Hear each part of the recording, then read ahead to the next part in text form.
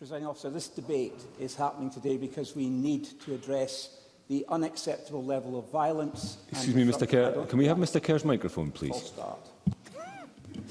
Start again. Presiding Officer, this debate is happening today because we need to address the unacceptable level of violence and disruption in our schools. My colleagues can attest that I am actually a very generous soul, and now my generosity of spirit extends to the Scottish ministers sitting opposite me, because today I think we've helped them.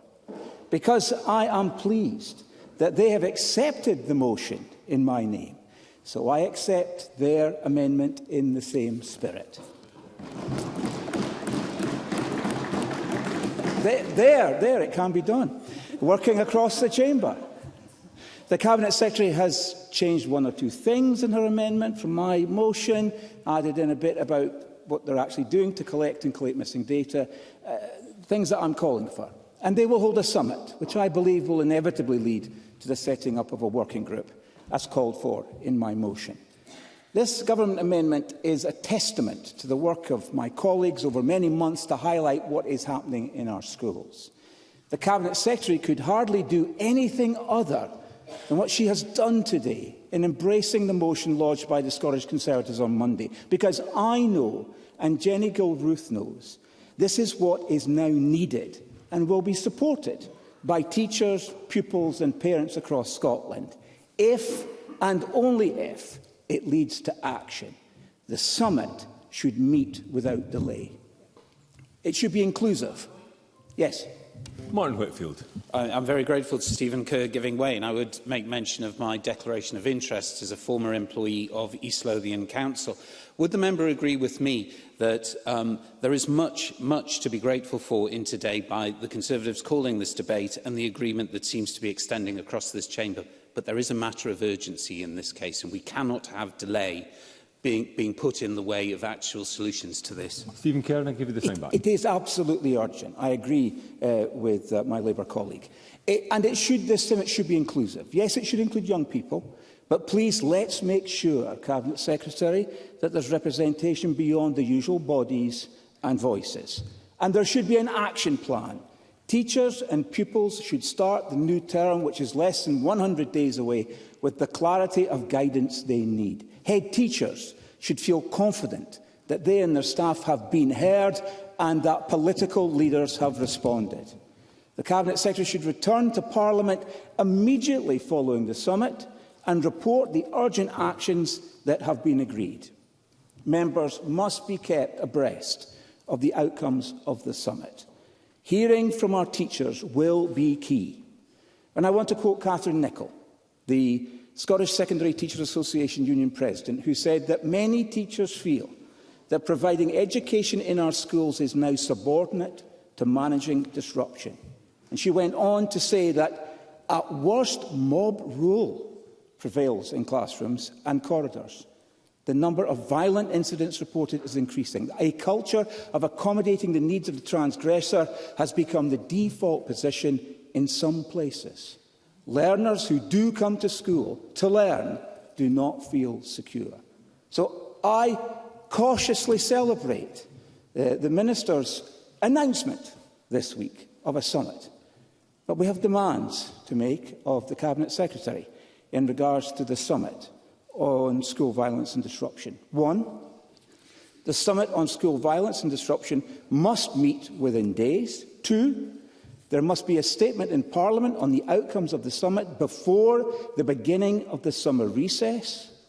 Three, there must be an action plan to tackle violence and disruption in schools ready before the start of the new school year. And four, this action plan must include a new standard reporting system for cases of violence and disruption in all 32 local authorities. B, a plan to address the increasing issues with attendance. C, new guidance for teachers, staff and school leaders. D, reform of the exclusions procedure to ensure that pupils who are excluded receive the support they need.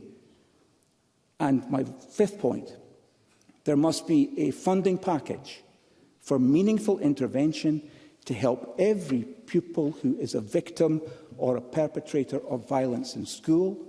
And six, establish a national helpline to support teachers and staff who are afraid to report violence and disruption within their classroom or school. And the Cabinet Secretary knows that those teachers exist in large numbers. Liam Kerr. I'm very grateful, and I remind the Chamber that my wife is an ASN teacher.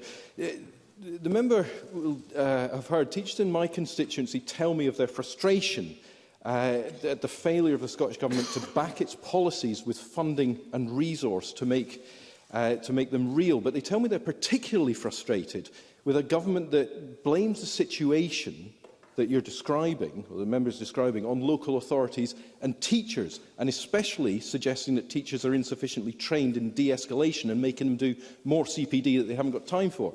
So does the member share the desire of my constituents that the Minister's response today takes ownership of these policy decisions and doesn't shift the blame and the responsibility for remedies onto teachers and local authorities?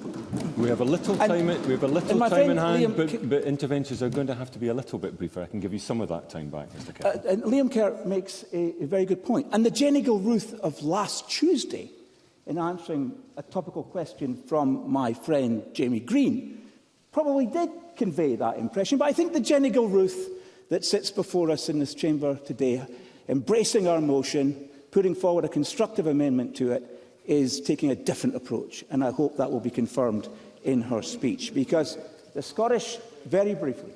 Brian Whittle. Does my colleague agree with me that the continued erosion of after-school clubs and youth clubs and extracurricular activities perpetuated by this government is a key driver of the escalation of school violence, as well as poor mental health and poor physical health in this country? We have to make the school experience, the holistic educational experience that many of us enjoyed when we were at school. That is the heritage, the birthright of all Scottish pupils, and that should be made a reality, and it isn't across Scotland. Scottish Conservative research has found that since 2017 there have been almost 75,000 verbal or physical attacks on staff. 20,000 of these happened in the 21-22 school year. This is a problem that appears to be getting worse. And one of the issues in gathering this information is the difference in recording standards between schools. That's why our demands call for a new national reporting framework. This is something that the unions have been asking for, something that we as political leaders should expect of government. Presiding Officer, the government hasn't even collated, let alone published these statistics since 2016. And this omission must now be urgently addressed and the figures published. A pupil in a school in my area was violently attacked by some fellow pupils.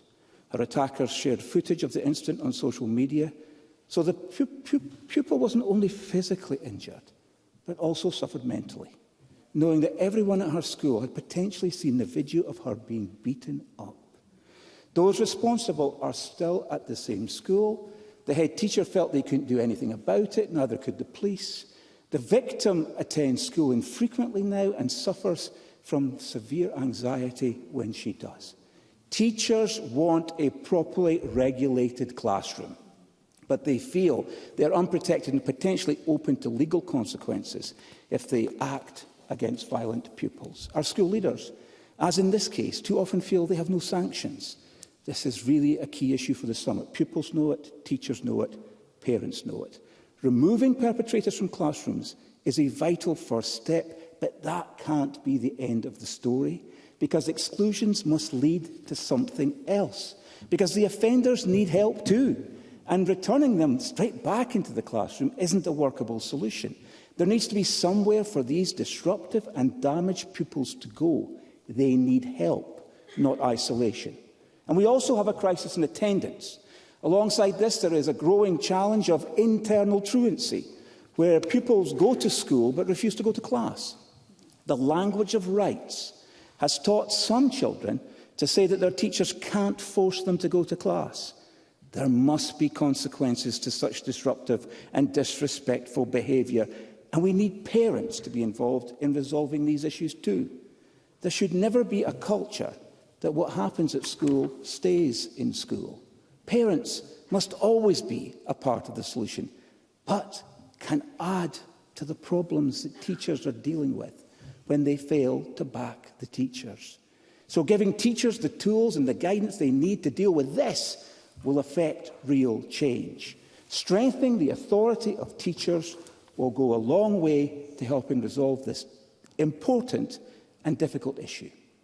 Presiding Officer, at decision time we must, and I think we will, unite every member of this Parliament of every party to support those entrusted with the teaching of our young people, to show them that we back them, that we appreciate them, but more importantly, in this debate on this subject, that we have heard them. They need to believe that at the Summit on School Violence, we will do something more than talk about getting them the help and support they need. The Cabinet Secretary told the Teachers' Conferences recently that she would work cross-party to bring about improvements in educational experience, outcomes and opportunities for our young people. Today, in supporting my motion, the government in which Jenny Gilruth serves can and is making a start on keeping that important promise to teachers and uniting this chamber in tackling violence in our schools. I move the motion in my name.